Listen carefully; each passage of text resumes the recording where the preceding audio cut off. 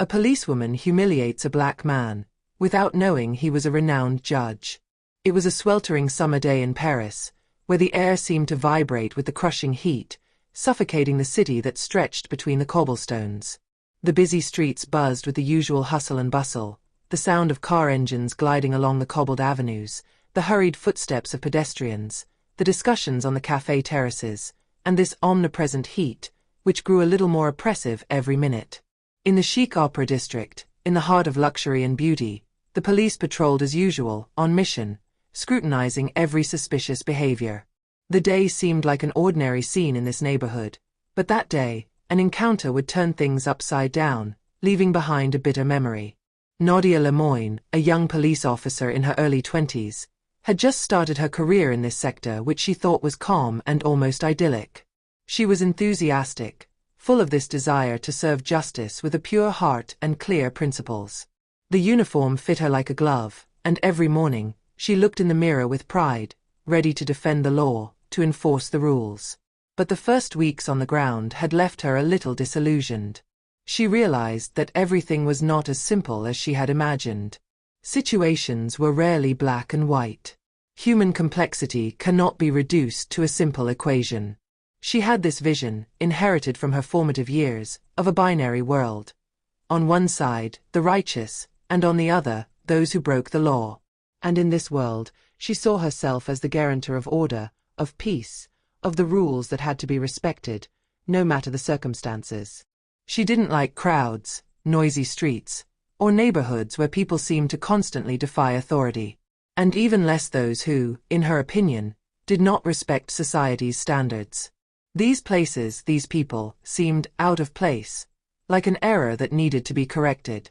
That morning the heat was unbearable.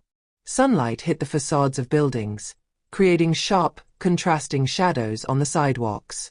Nadia walked on the cobbled streets alongside her teammate, who was already more accustomed to the diversity of the city, more serene in the face of human heterogeneity. The patrol passed without incident, until a silhouette caught his attention. She first saw him from a distance, but something in him, in his posture, in the way he walked, made her react. A black man in his 50s, immaculate in a dark suit, his sunglasses reflecting the harsh afternoon light. He walked alone, his step measured, an almost detached gait, as if he were lost in his thoughts.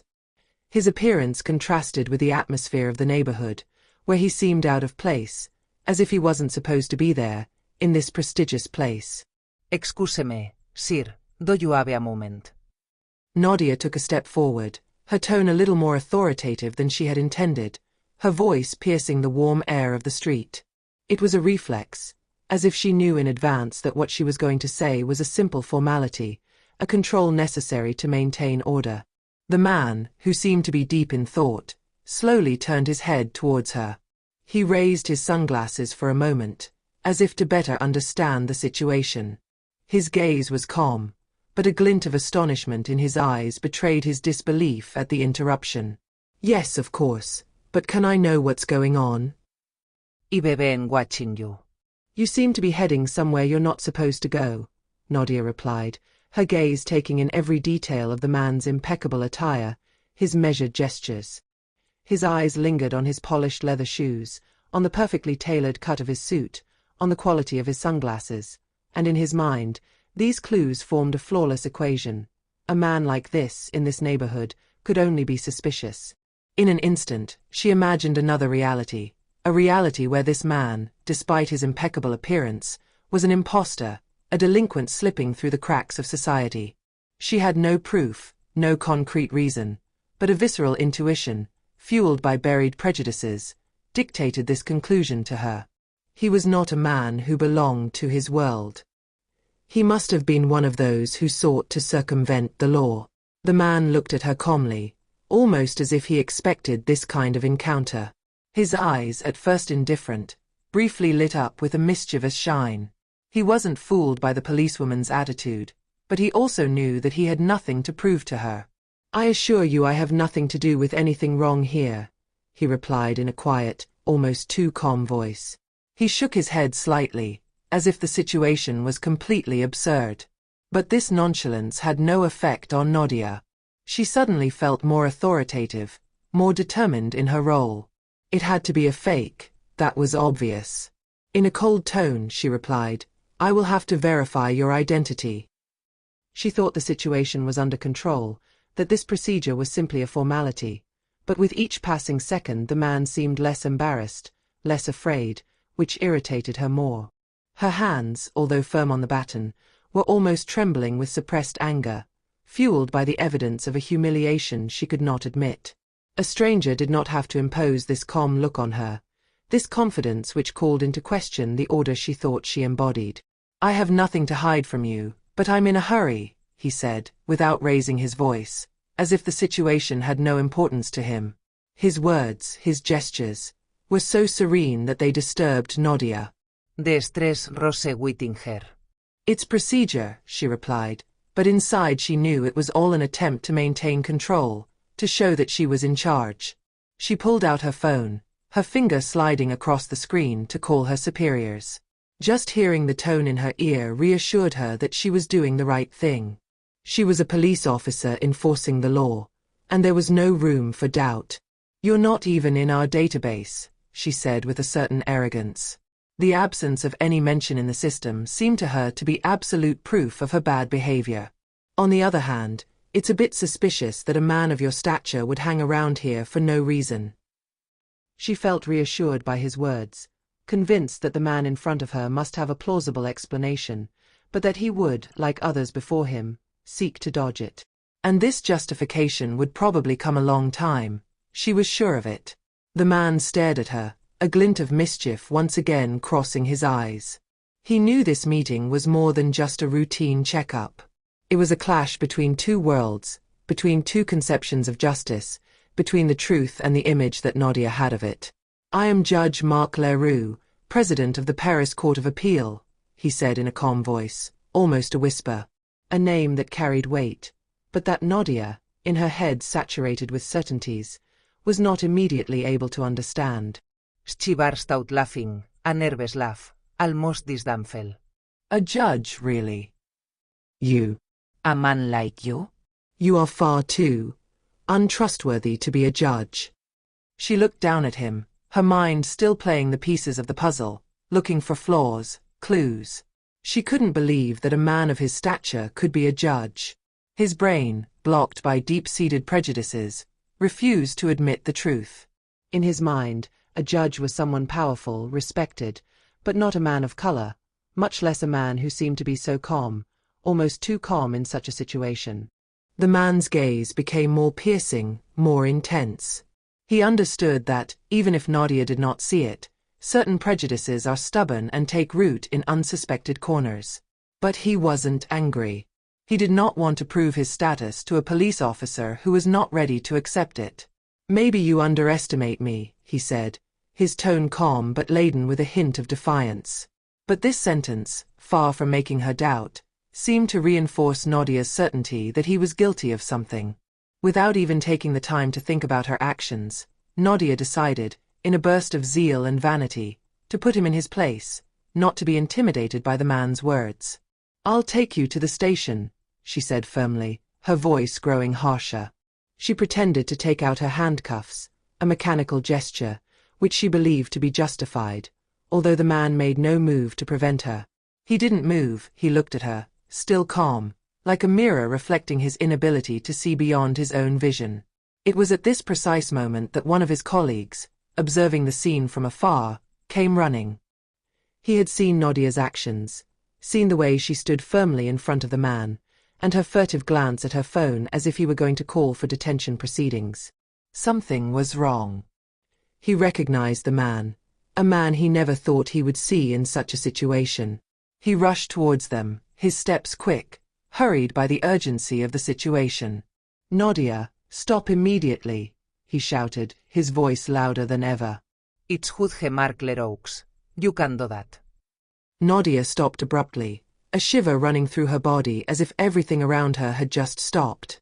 His heart pounded harder in his chest, adrenaline mixing with a growing unease. She turned to her colleague, an incredulous and slightly ashamed look on her face. "The judge," she repeated, her voice trembling with incomprehension. She suddenly felt small, trapped by the enormity of her own mistake. A cold sweat ran down her back, and the idea of her mistake gripped her, but she felt paralyzed, pride still holding her back. Accepting that she was wrong was too much to ask for a peace officer proud of her position. She scrutinized the man in front of her, trying to put together the pieces of a reality she did not want to accept.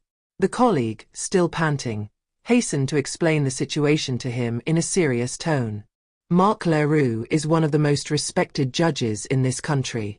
He has sat in cases of corruption, abuse of power, and you arrested him like a common delinquent.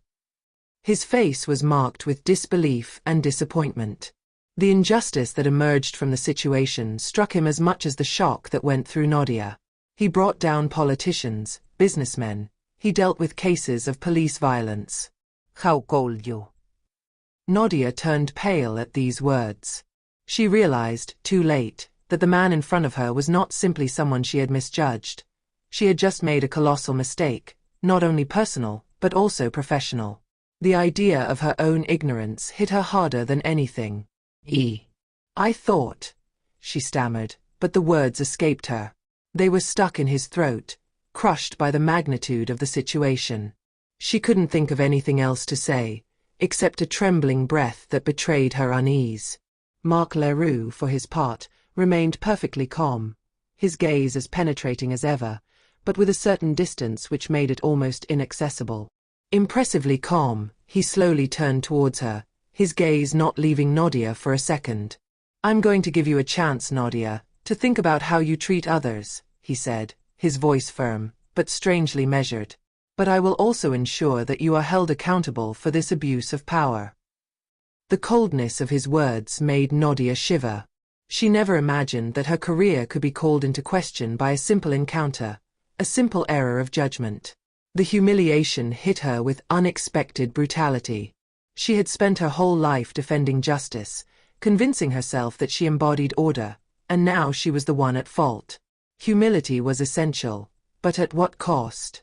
The next day, the story quickly went around the police station. The murmurs spread like wildfire.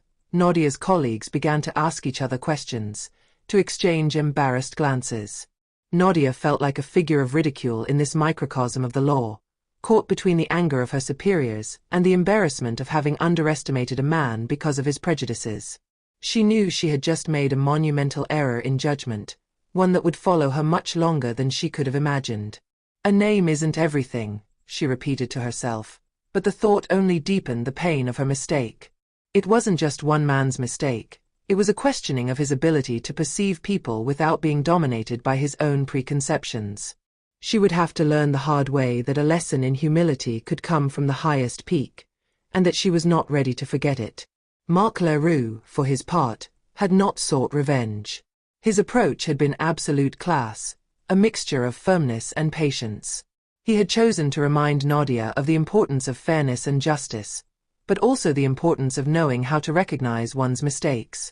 Judges, like the police, are supposed to serve the people, not impose hasty judgments, he told her later, in a private interview she would never forget. These words echoed in his mind, a stark reminder that a good judge was not there to judge people by their appearance, but to administer justice with discernment, compassion, and fairness. As for Nadia, she never looked at a man by his appearance again. Every detail, every act of indignation she had felt towards him before, had turned into a lesson in humility that she could never erase. She knew that this meeting marked the start of a new stage in her career, but also in her life. Because it was not just the mistake of a peace officer, it was the error of a woman who believed that her certainties would protect her from human reality. But this lesson, as painful as it was, would make her stronger, more open to the complexity of the world around her. And she wasn't ready to forget it.